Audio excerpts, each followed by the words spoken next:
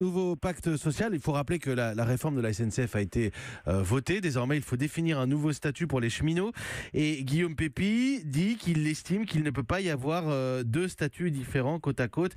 Il faut qu'on puisse avancer vers un statut commun. Vous êtes insurgés, vous et d'autres syndicats, contre ce nouveau pacte social. Pourquoi ?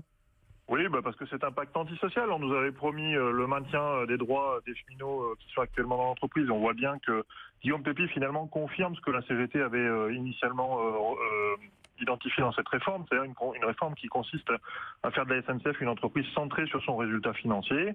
Ça va conduire à la casse des droits sociaux, il l'annonce, à la casse de l'emploi, il annonce que plus d'un emploi sur deux vont être concernés. Laurent Brun, vous dites antisocial et je reprends juste les mots de Guillaume Pepy ce matin. Je n'ai que ça. Hein. Les garanties fondamentales du statut sur l'emploi seront maintenues, le droit syndical ou encore le régime de retraite seront préservés. C'est ce qu'il dit. Comment est-ce que vous pouvez dire antisocial à ce compte-là ?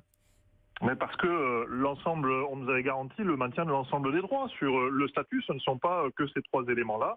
Il y a beaucoup d'autres éléments, notamment sur les déroulements de carrière, sur l'égalité de traitement, sur les congés, sur les temps de repos, etc. Et évidemment, nous voyons que tout ça n'est pas garanti. Mais le principal scandale dans cette affaire, c'est qu'en fait, Guillaume Pepy ne parle pas de l'évolution réelle de la SNCF, parce qu'il va casser les droits des cheminots, mais il va aussi casser le droit des usagers. On a en ce moment des vagues de suppression de points de vente et de fermeture de gares qui sont annoncées. D'ailleurs, nous nous sommes réunis hier. Mais Laurent Brun, permettez-moi, c'est important.